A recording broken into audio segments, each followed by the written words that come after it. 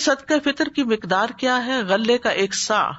ابو سعید خدری کہتے ہیں ہم نبی صلی اللہ علیہ وسلم کے عہد مبارک میں خوراک کا 1 صاع بطور صدقہ فطر دیتے تھے۔ اور صاع کی مقدار کیا ہے؟ صاع سے مراد نبی صلی اللہ علیہ وسلم کا صاع ہے،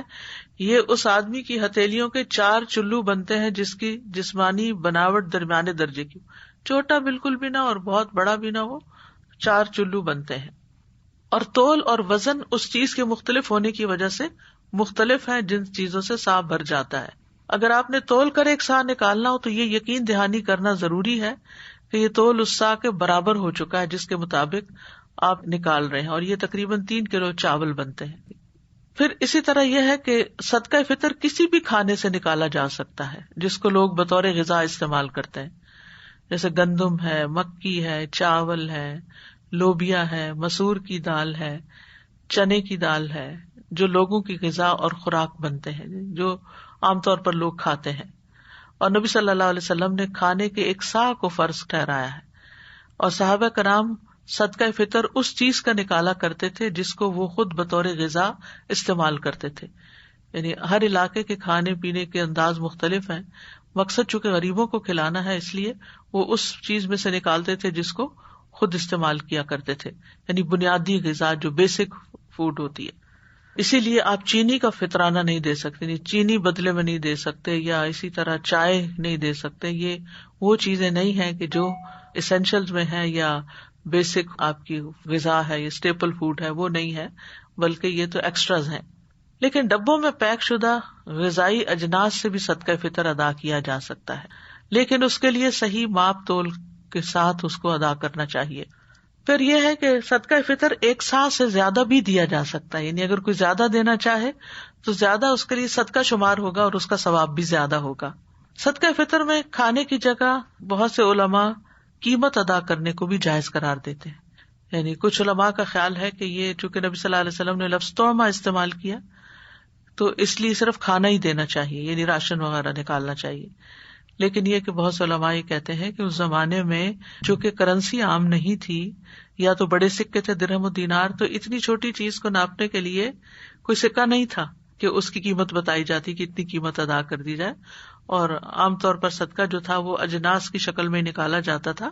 لیکن آج سہولت کے لیے اگر نقدی کی صورت میں بھی دے دیا جائے تو کوئی حرج نہیں۔ افضل تو یہی ہے کہ کھانے کی کوئی چیز دی جائے، لیکن اگر کھانے کی چیز نہیں دے سکتے، نہیں پہنچا سکتے تو آپ پیسے بھی دے سکتے ہیں۔ مثلاً اب جس طرح لوگوں کا لائف سٹائل ہے تو اور خصوصاً کورونا کی وجہ سے لوگ گھروں میں بند ہیں، اور مساکین لینے والے بھی اور دینے والے بھی، تو ایسی صورت میں پیسے تو آپ ٹرانسفر کر دیتے ہیں کسی کے لیے، یا آپ کسی بھی ذریعے سے اس کو دوسرے تک پہنچا سکتے ہیں۔ لیکن فزیکلی فوڈ لے کر کسی کے گھر تک جانا یا پہنچانا، بعض لوگ ایسی جگہوں پر رہتے ہیں، عین بیچ سمندر کے رہتے ہیں، بعض لوگ شپس میں کام کر رہے ہوتے ہیں، بعض لوگ کسی دور پار جزیرے میں رہ رہے ہوتے ہیں، وہاں ان کے پاس کوئی مسکین وغیرہ نہیں ہے، تو ایسی صورت میں وہ پیسے بھی دے سکتے ہیں۔ آج بھی آپ دیکھیں دیہاتوں میں یہ چیز بہت عام ہے کہ لوگ غلے کو بطور کرنسی استعمال کرتے ہیں، اور یہی صورت عہد رسالت میں بھی تھی۔ تومہ کا لفظ اگرچہ خوراک کے لیے آتا ہے، لیکن تومہ کا لفظ دوسرے معنوں میں بھی استعمال ہوا ہے۔ ویسے صدقہ فطر میں قیمت نہ دینے کی حکمت کیا ہے؟ کیونکہ صدقہ فطر میں رقم دینے سے یہ خدشہ ہو سکتا ہے کہ کوئی اس سے یعنی کھانے پینے کی بجائے کسی اور کام میں استعمال کر لے، جیسے کوئی کسی بچے کی فیس دے رہا ہے یا پڑھائی پر لگا رہا ہے، جیسے عام صدقات اور مال زکوٰۃ ہوتی ہے۔ تو صدقہ فطر جو ہے اس کو کھانے پر ہی استعمال ہونا چاہیے، الا یہ کہ آپ جب پیسہ دے دیتے ہیں تو پھر جس کو دیا ہے اس کی شدید ضرورت پر بھی ڈپینڈ کرتا ہے۔ صدقہ فطر کو نکالنے کے 2 اوقات ہیں، ایک مستحب وقت ہے اور ایک جائز وقت ہے۔ مستحب وقت تو عید کے دن صبح سویرے نکالنا ہے، کیونکہ رسول اللہ صلی اللہ علیہ وسلم نے حکم دیا کہ صدقہ فطر اس وقت ادا کرنا ہے جس وقت لوگ عید کے لیے نہیں نکلے، یعنی کہ نکلنے سے پہلے دینا۔ اسی لیے عید الفطر کو تھوڑا ڈیلے کر کے پڑھنا مسنون ہے تاکہ لوگ اپنا اپنا صدقہ فطر ادا کر سکیں۔ اور جہاں تک جائز وقت کی بات ہے تو وہ رمضان سے 1 یا 2 دن پہلے نکالا جا سکتا ہے، بہت دن پہلے نہیں نکال سکتے، ٹھیک ہے؟ یعنی فطرانے کو نکالنے کا اول وقت جو ہے وہ 28ویں کی رات ہے، کیونکہ نبی صلی اللہ علیہ وسلم کے صحابہ رمضان کے 1 یا 2 دن پہلے ہی صدقہ فطر نکالا کرتے تھے، اور رمضان کا مہینہ کبھی 30 دن کا ہوتا ہے، کبھی 29 دن کا ہوتا ہے۔ ابن عمر سے روایت ہے، وہ کہتے ہیں لوگ انہیں عید الفطر سے 1 یا 2 دن پہلے صدقہ فطر دے دیتے تھے، یعنی جو صدقہ وصول کرنے پر متعین ہوتے تھے، لیکن 2 دن سے پہلے نہ نکالا جائے، اور اگر نکال چکے ہیں تو بہتر ہے دوہرا لیں، کیونکہ صحابہ کی سنت یہی ہے۔ پھر اسی طرح صدقہ فطر میں نائب مقرر کرنے کا جواز بھی ہے،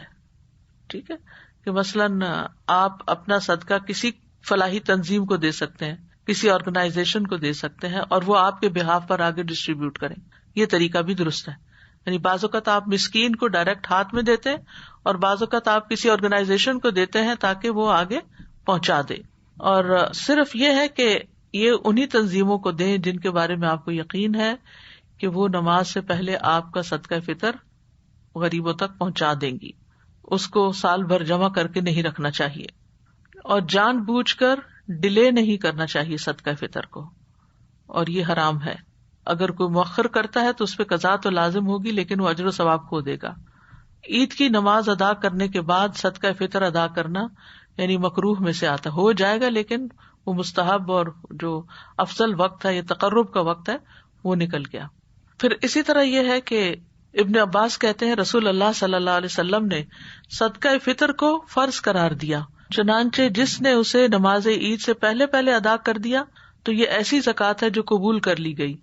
اور جس نے نماز کے بعد ادا کیا تو یہ صدقات میں سے صدقہ ہے ایک، اور اس کا مقصد بھی فوت ہو جائے گا، اور وہ ہے فقیر لوگوں کو خوشی کے دن مانگنے سے بے نیاز کرنا۔ صدقہ فطر کا اگر وقت نکل جائے کسی وجہ سے، مثلاً آپ سوتے رہ گئے، آپ کی پوری نیت یہ تھی کہ آپ صبح صبح اٹھ کے دے دیں گے، لیکن رات آپ جاگتے رہے تو صبح آپ کی آنکھ ہی نہیں کھلی اور نماز بھی ہو گئی، قضا ہو گیا سب کچھ، نماز بھی قضا، صدقہ بھی قضا، تو ایسی صورت میں پھر صدقہ فطر ساقط نہیں ہوگا، چونکہ یہ واجب ہے، ایک فرض ہے آپ کے اوپر، یہ مستحق لوگوں کا قرضہ ہے۔ بہرحال جس وقت آپ کی آنکھ کھلے گی یا جس وقت آپ کو موقع ملے گا آپ فوراً اس کو نکال دیں گے اپنے مال میں سے، کیونکہ یہ حقوق العباد میں سے ہے اور بندوں کا حق آپ کے مال میں نہیں رہنا چاہیے۔ پھر اسی طرح صدقہ فطر پر نائب مقرر کرنے کے بعد ادائیگی تک نائب سے یقین دہانی کروانی چاہیے کہ وہ ادا ہو گیا کہ نہیں، یعنی فقیروں کو عملاً ادا کر دیا گیا کہ نہیں، کہیں جمع جوڑ کر کے تو نہیں رکھا گیا۔ اور اسی لیے فلاحی تنظیموں کی یہ ذمہ داری ہے کہ وہ وقت سے پہلے کچھ اناج خرید لیں، تاکہ جو لوگ پیسے دیتے جائیں ان کے حصے کا وہ غلہ نکال نکال کے فقیروں کو بانٹتے چلے جائیں یا پھر ان کے گھروں تک پہنچا دیں۔ لیکن لوگوں کے کہے بغیر فلاحی تنظیمیں خود پہلے سے صدقہ نہیں بانٹ سکتی کہ اگر کوئی آئے گا تو بس پیسے رکھ لیں گے کہ ہم تمہارا دے چکے ہیں، جیسے کہتے ہیں نا قرآن پڑھ کے رکھ لیا تو صدقہ نکال کے رکھ لیا نہیں ہوگا۔ جب کوئی کہے گا کہ میرا صدقہ نکالا جائے اور وقت پر کہے گا تو وہی دراصل صدقہ ادا ہوگا۔